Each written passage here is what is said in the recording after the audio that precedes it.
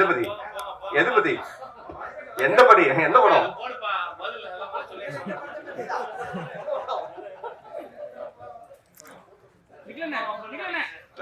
உட்காந்து கீழே உட்காந்து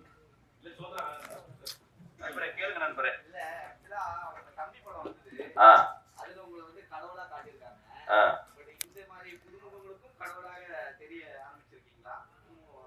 நல்ல கேள்வி, கிளாப் பண்ணுங்க.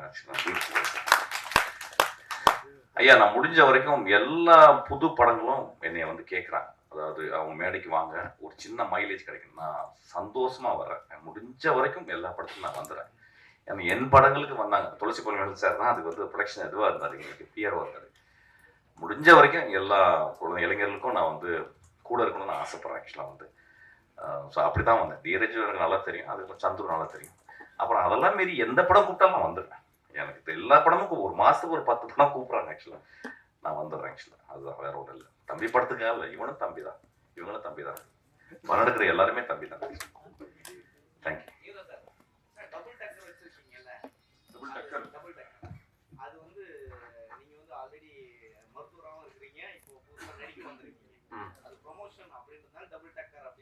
இல்லை அது கிடையாது. அந்த 2 கேரக்டர் இருக்குல்ல, டபுள். ஸோ அது டபுள் டக்கர். இந்த படத்தில் 2 டபுள் ஆக்ஷன் இருக்குது இதில். ஸோ அதனால டபுள் டக்கர். ஸோ எல்லாமே 2 இருக்கிறதுனால டபுள் டக்கர். இல்லை அதுவும் டபுள் கேரக்டர் தான் வச்சேன். எங்கேயோ ஒரு இடத்துல தெரியும் வச்சேன்.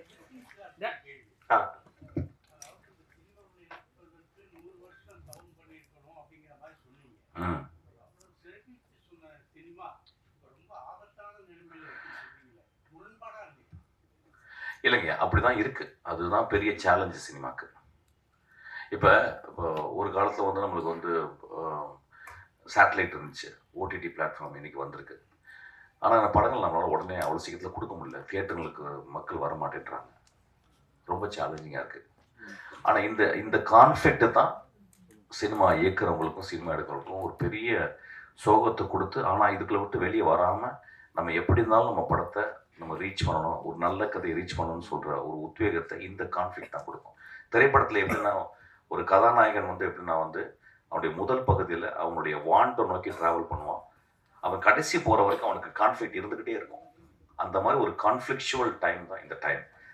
அதனால் வந்து நான் சினிமாவை சொல்கிறேன், கலையை சொல்கிறேன். கலையில் இருப்பதற்கு பெரிய புண்ணியம் செஞ்சுருக்கணும்னு சொல்கிறேன். ஆக்சுவலாக எவ்வளோ பேர் எவ்வளோ வேலை செஞ்சுக்கிருக்கோம். ஒரு டாக்டர் ஏன் சினிமாவுக்கு வரணும்னு ஆசைப்பட்றான். ஸோ இது ஒரு புண்ணியம் செய்த ஒரு இடம் தான். ஆக்சுவலாக அதனால தான் நான் சொல்கிறேன். ஆக்சுவலாக நீங்க டெவில் ஸ்டோரியில எல்லாத்துலயும் வரீங்க. சோ இதுல வந்து உங்களால நடிக்க முடியல, இல்ல கான்ஃபிடன்ட் பண்ண முடியலனால தான் ஸ்டேஜ்க்கு வந்துட்டீங்களா? அப்படிலாம் இல்லையே. கூப்பிட்டு தான் என்னடா கூப்பிட்டு தான் கொஞ்சம் காசு கொடுத்துருப்பாங்க. நான் நிறைய காசு வர கேட்பேன். ஆக்சுவலாக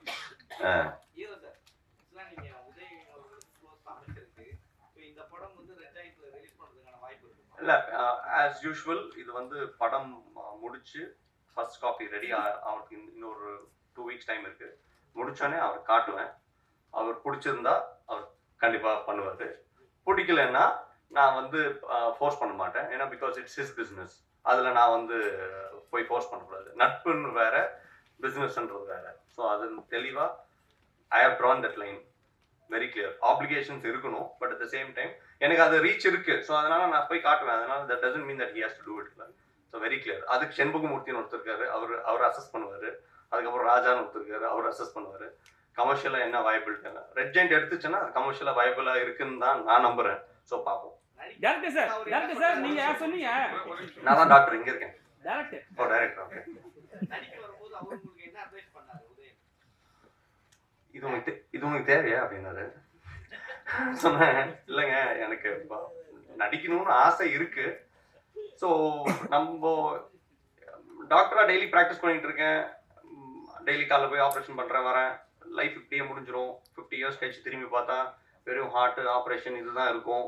நம்மளுக்குன்னு கொஞ்சம் என்டர்டெயின்மெண்ட் இருக்கிறது தப்பு இல்லையே அப்படின்னு நினச்சிட்டு நான் நடிக்கலாம், இது ஒரு ஹாபி அப்படின்னு ஆரம்பித்தேன். பட் த சேம் டைம் ப்ராக்டிஸை விடாமல், அதை டிஸ்டர்ப் பண்ணாமல், பேஷண்ட் கேரை டிஸ்டர்ப் பண்ணாமல் ஒரு படம் பண்ண முடியும் அப்படின்னு நம்புறதுனால, என்னால் பண்ண முடிஞ்சதுனால நான் பண்ணுறேன்.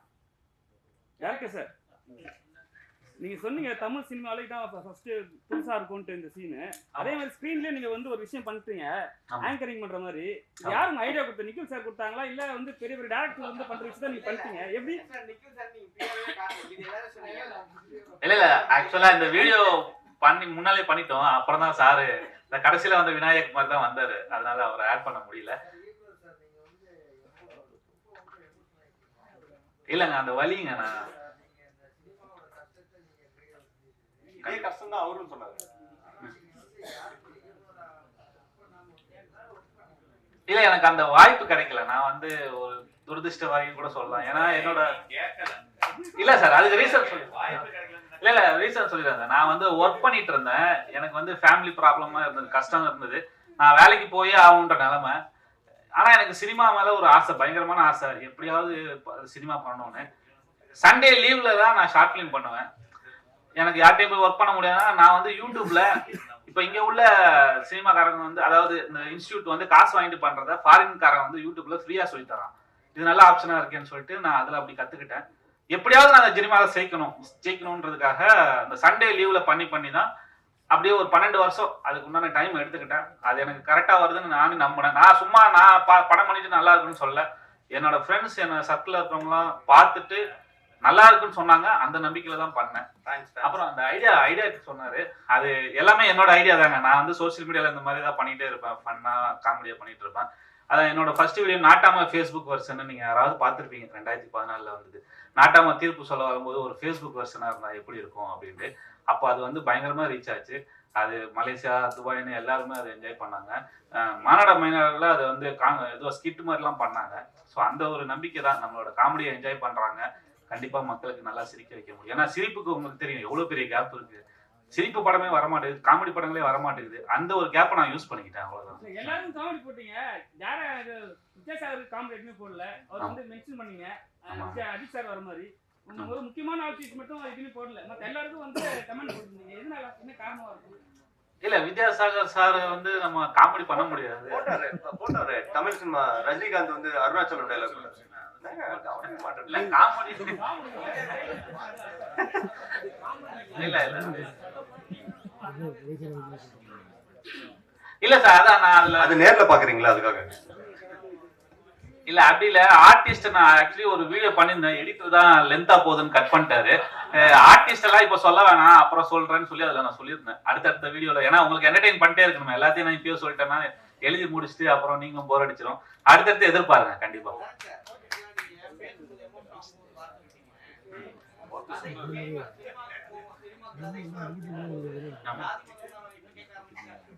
இல்ல நான் அது அப்படி சொல்லல. நானே ஆக்சுவலா சிரிச்சிட்டு இருந்தேன், எதுக்கு இதெல்லாம் சொல்றான் அப்படின்னு சொல்லுப்பா. அது ஒரு ஓரமா இருக்குதான் சார். அது வந்து ரொம்ப ஹைலைட்டா இல்ல. ஆனா யாருமே மதிக்க மாட்டாங்க. அதான் ஒரு விஷயம். ஒருத்தன் போய் ஒரு 5 நிமிஷம் கொடுங்க சார், நான் யாருன்னு சொல்றேன்னா அதுக்கு அந்த மதிப்பு கிடைக்க மாட்டேங்குது. அதுக்கு ரீசன் வந்து மிஷ்கின் சார் சொன்னாங்க. ஏன்னா பிகாஸ் நீங்க வந்து சோன்சோ ஒரு அசிஸ்டன்ட் அப்படின்னு சொன்னா மரியாதை கூப்பிட்டு உட்கார வச்சு பேசுவாங்க. நான் ஏதோ ஷார்ட் ஃபிலிம் பண்ணியிருக்கேன், வந்து படம் பாருங்க அப்படின்னு. அதே மாதிரி தான் எல்லா ப்ரொஃபஷன்ல நீங்க இருக்கிற இடம், நீங்க பண்ற அதோட எந்த அளவுக்கு அதுக்கு வேலை செஞ்சிருக்கீங்க, அதை பத்தி தெரிஞ்சிருக்கு அப்படின்னு தெரிஞ்சுட்டு எவ்ரிபடி வில் நாட் எக்ஸ்பெரிமெண்ட் இல்ல. ஏன்னா எல்லாருக்கும் ஒரு பயம், ஃபெயில் ஆயிடுவோமோ அப்படின்னு சொல்லிட்டு. நான் ஆஸ் அ டாக்டர் நான் சொல்றது என்னன்னா, learn from the others mistakes அப்படின்னு. ஏன்னா நீ தப்பு பண்ணி நீ கத்துக்கிட்டேன்னா ஒரு உயிருக்கு ஆபத்து. அதனால மத்தவங்க பண்ற தப்பும் சேர்த்து அங்க இருந்து கத்துக்கிட்டு நீங்க வாங்க. அதேதான் எல்லா ப்ரொஃபஷனும். இப்போ ஒரு சினிமா பண்ணதுக்கு அப்புறம் அந்த சினிமா தோல்வியா இருந்துச்சுன்னா இந்த டைரக்டர் சரியில்லைன்னு சொல்லிட்டு போயிடலாம். அதனாலதான் மிஷ்கின் சார் சொன்ன மாதிரி எல்லாரும் ஒரு இடத்துல போய் வேலை செஞ்சுட்டு அது ஸோ அந்த ப்ராசஸ்ல வந்து தம்பி வந்து 12 படம் பண்ணியிருக்கேன் ஷார்ட் ஃபிலிம் பண்ணோன்னு. நான் ஒரே ஒரு படம் தான் பார்த்தேன். But I like the way he narrated. Narration பியூட்டிஃபுல்லா பண்ணாரு. அந்த நரேஷன் ஏன் பண்ணாருன்னா அந்த கான்ஃபிடன்ஸ் வந்து அந்த 12 படம் பண்ண கான்ஃபிடன்ஸ் தெரிஞ்சிச்சு அதுல. அதனால நான் ஓகே ரைட் ஓகே. இவர் புது டைரக்டர், இவர்கிட்ட சொன்னேன்னா என்னோட பழைய படம் டைரக்டர் இருக்காரு, அவர் he is learned. ஸோ அவரை வச்சுக்கிட்டு நீங்க செய்யுங்க அப்படின்னு சொன்னா, அதான் co producer cum co director. He actually written half the story. இவர் எங்கெங்க படம் வந்து தப்பா ஒரு லோ ஆகுது அப்படின்னோடனே அவர் வந்து ஹீஸ் லைக் ஓகே இந்த இடத்துல இந்த கேரக்டர் இன்ட்ரடியூஸ் பண்ணுவோம், இந்த இடத்துல இது பண்ணுவோம் அப்படின்னு. So that this learning curve we all thought okay we should present it like this. அதனால ஈச் அண்ட் எவ்ரிபடி அவங்கவுங்களோட வேலையோட அவங்கவுங்க செய்யணும் அப்படின்னு சொல்லிட்டு அதை பிரிச்சு செஞ்சதுனால ஸோ அதனால learning curve is very very important. எல்லாமே தப்பு பண்ணி கற்றுக்கிட்டு இருக்க முடியாதுல்ல. ஒரு இடத்துல எங்கேயோ வந்து பாஸ் பண்ணணும், ஹிட் அடிக்கணும்,